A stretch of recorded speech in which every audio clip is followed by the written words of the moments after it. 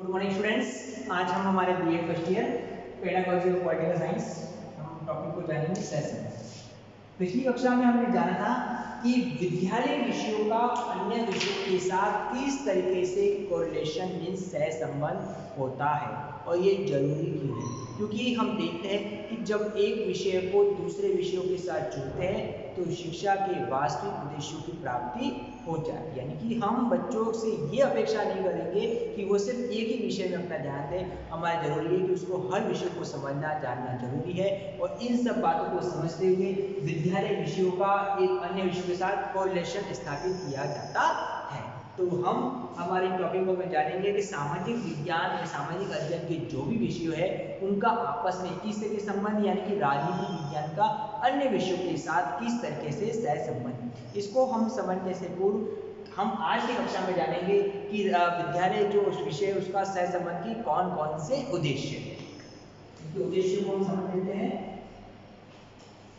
AIIMS of correlation, तो इसके उद्देश्य को हम कुछ पॉइंटों के आधार पर समझ लेते हैं कि सहसंबंध की कौन कौन से उद्देश्य है। सबसे पहला उद्देश्य है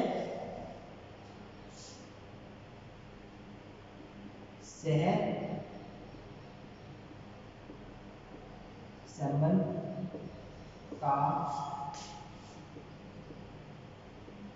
प्रमुख उद्देश्य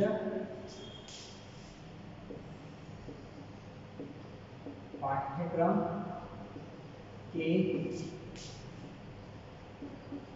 भार को कम।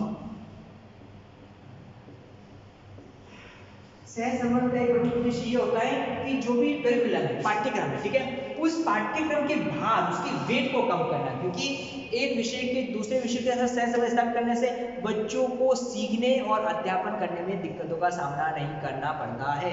बच्चों को पाठ्यक्रम सहज और सरलता रूप से समझ में आ जाता है। इस तरीके से पाठ्यक्रम का जो भी वेट है वो वेट कम हो जाता है और इससे शिक्षण का बेहतर उद्देश्य पूर्ण हो जाता है। प्रमुख उद्देश्य पाठ्यक्रम के भार को कम करने के माध्यम से इसका माना। सेकंड है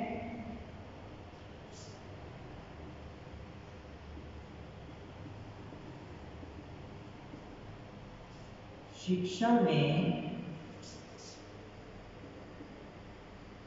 रुचि जागृत।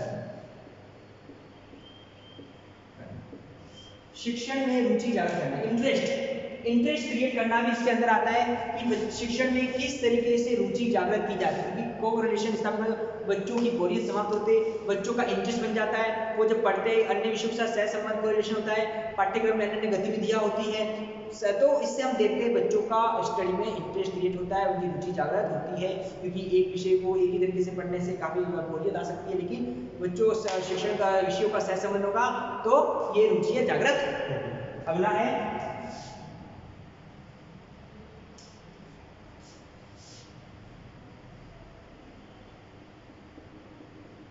छात्रों एवं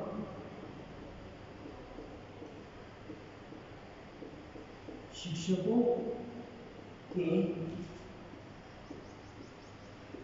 समय की बचत। छात्र एवं शिक्षक उनका जो भी समय है, उनका जो भी टाइम है, उसकी बचत करना इसके अंतर्गत आता है। क्योंकि शिक्षकों को पढ़ाने में दिक्कतें नहीं आएगी अगर कोरिलेशन बना होगा, पाठ्यक्रम का निश्चित सहसंबंध होगा और छात्रों को भी दिक्कतों का सामना नहीं करना पड़ेगा। क्योंकि हर विषय का सहसंबंध होता है, तो होता क्या है कि जब दूसरा विषय पढ़ते हैं तो उसकी पहले विषय की कुछ नॉलेज, कुछ जानकारी शामिल होगी तो उसको उसमें दिक्कतों का सामना नहीं होता, तो समय की बचत होती है और कम समय में अधिक से अधिक बच्चा नॉलेज प्राप्त कर लेता है। तो इनमें बच्चों और शिक्षक दोनों के समयों की बचत होती है। अगला है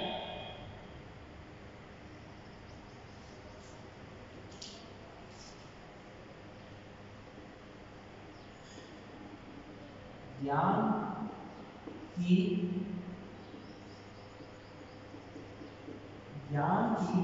अखंडता,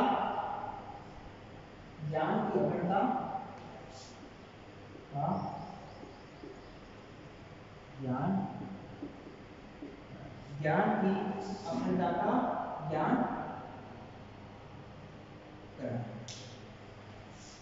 ज्ञान की अखंडता का ज्ञान कराना, यानी कि जो नॉलेज है उसकी अखंडता कराए, ठीक है ना, उसको नॉलेज कराने के लिए सहसंबंध का इस्तेमाल, यानी कि विषयों का बोध कराने के लिए, विषयों की समझ उत्पन्न करने के लिए हम सहसंबंध का सहारा लेते हैं कि बच्चा उस विषय, उस ज्ञान को सही और अच्छे तरीके से उसका बोध कर सके, उसको जान सके, ठीक है ना, इसके लिए हम इसका सहारा ले सकते। अगला है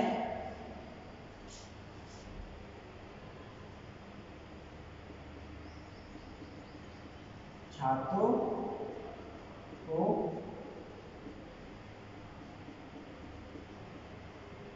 व्यवहारिक, छात्रों को व्यवहारिक बना, व्यवहारिकता जैसे कि हमने इसको जाना था कि शिक्षण का उद्देश्य सिर्फ बच्चों को पढ़ाना नहीं होता, उनको भावी जीवन संबंधी तैयार करना होता है, भविष्य का बेहतर नागरिक बनाना होता है, एक ऐसा नागरिक जिससे वो अपनी अच्छी पहचान बना सके, यानी कि व्यवहारिक जीवन की अपनी तैयार करना। ये सारा काम सहसंबंध से हो सकता है, क्योंकि हम करिकुलम में विषयों के साथ साथ जैसे कि अन्य एक्टिविटी उनको शामिल करेंगे, तो बच्चों को अपने व्यवहारिक जीवन को कैसे सफल बनाना है, उस व्यवहारिक जीवन की प्राप्ति कैसे करनी है, इसके लिए हम बच्चों को तैयार कर सकते हैं।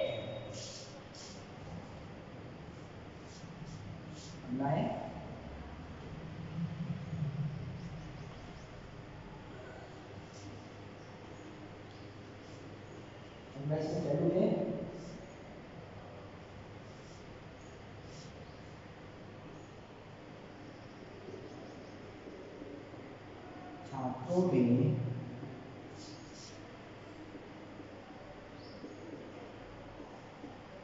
सामाजिक गुणों का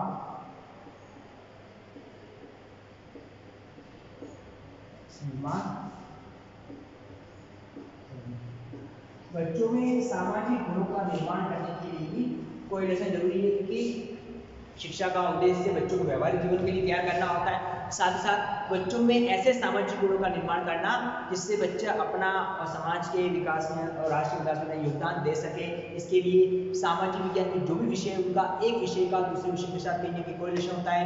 इससे हम बच्चों को प्राचीन समय की ऐतिहासिक पृष्ठभूमि को समझाते हैं, उसकी अर्थव्यवस्था को समझाते हैं, नगरीय व्यवस्था को समझाते हैं, तो बच्चे प्राचीन समय की सामाजिक व्यवस्था को समझते हुए वर्तमान समय की सामाजिक व्यवस्था को समझते हुए अपने अंदर बेहतर सामाजिक गुणों का निर्माण कर सकते हैं। अगला है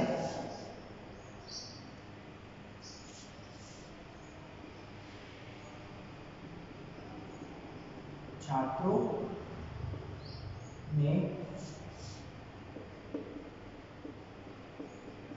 संकीर्णता की भावना को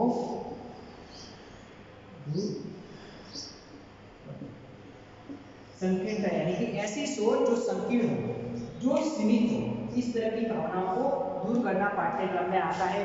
बच्चे की सोच को हम सीमित नहीं करेंगे, बच्चों की सोच को हम कम लेंगे, बच्चों की सोच को व्यापक बनाएंगे और ऐसी सोच बनाएंगे जो दूरदृष्टि वाली हो, यानी कि दूर का सोच सके, दूर का देख सके। ऐसी भावनाओं का निर्माण हम बालकों में करना चाहते हैं। वो तभी संभव है जब एक विषय का दूसरे से सहसंबंध होगा या पाठ्यक्रम का सहसंबंध होगा, ताकि बच्चों में ये संकीर्णता की सोच दूर होगी और दूरदृष्टि की सोच निर्मित हो सकती है। तो बच्चों में इस तरह की सोच निर्मित करने के लिए हम इसका सहारा लेना है।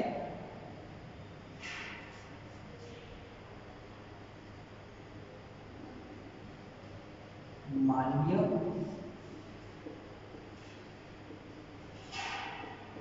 संबंधों को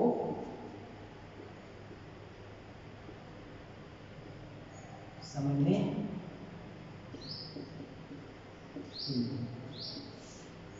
मानवीय संबंधों को समझने के लिए राजनीति विज्ञान के जो अन्य सामाजिक विज्ञान के जो भी विषय वो सारे विषय मानवीय संबंध में आते हैं, तो उन मानवीय संबंधों को हम अन्य कोरिलेशन के माध्यम से समझ सकते हैं। बालकों को बेहतर मानवीय गुणों का निर्माण करेंगे, मानवता की पहचान करवाएंगे। ये सारी चीजें हम सामाजिक विज्ञान विषय अध्ययन के माध्यम से करेंगे और वो कब है जब विषयों का आपस में कोरिलेशन होगा। तो इस तरीके से हमने सामाजिक अध्ययन के जो विषय उनके सह संबंध के उद्देश्यों को हमने जाना। इसके साथ हम इस सह संबंध को थोड़ा आगे बढ़ाते हुए ये भी जान लेते हैं कि जो सह संबंध हमारा दिया गया है वो इस तरीके से विभाजित किया गया है।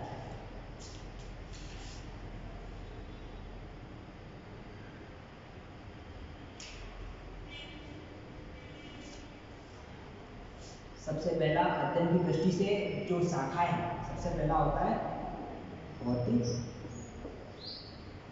शास्त्र। अध्ययन की दृष्टि से दो शाखाओं को विभाजित किया गया है। सबसे पहला है भौतिक शास्त्र और दूसरा हो जाता है हमारा मानवीय शास्त्र।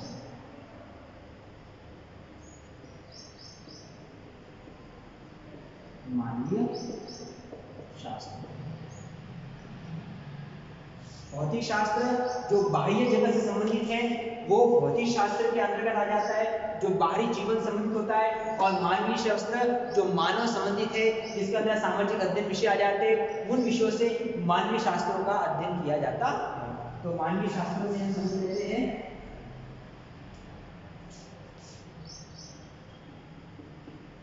इतिहास,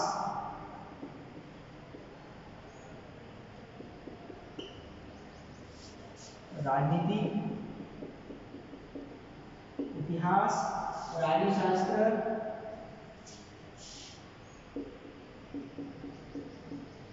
नागरिक शास्त्र,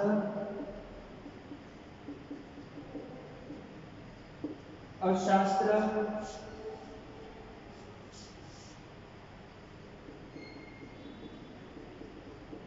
नीतिशास्त्र आदि सब क्या आदि सब ये सब मानवीय शास्त्र के अंतर्गत आते हैं। यानी कि मानवीय शास्त्र में हम इतिहास, राज्यशास्त्र, राज्यशास्त्र, अर्थशास्त्र, नीतिशास्त्र आदि का अध्ययन करते हैं। इस तरह से अध्ययन की दृष्टि से ये दो भाग विभाजित किया गया है। तो आज अपनी क्लास में सह संबंध उसके उद्देश्य को जाना और हमने इसके साथ ही भौतिक शास्त्र क्या है, मानवीय शास्त्र क्या है, इसको हमने समझा।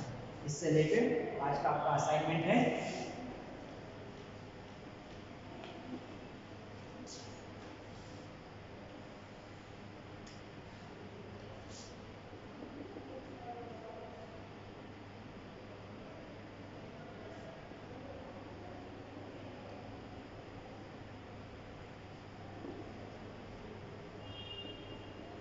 सामाजिक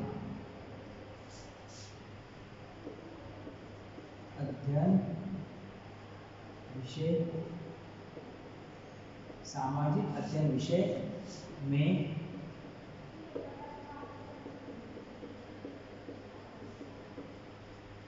सहसंबंध के उद्देश्य। तो सामाजिक अध्ययन विषय में सहसंबंध की क्या उद्देश्य, जो आज हमने क्लास में जाना है इसी के बारे में आपको अपना असाइनमेंट करना है। स्टूडेंट जैसे बताए कि इस कोविड के दौर में जब सिचुएशन काफ़ी क्रिटिकल हो रही है, हमको सरकारी नियमों का पालन करते हुए घर पर रहना है, सेफ रहना है और इसी से हम बीमारी से दूर और बचे हुए रह सकते हैं। Thank you.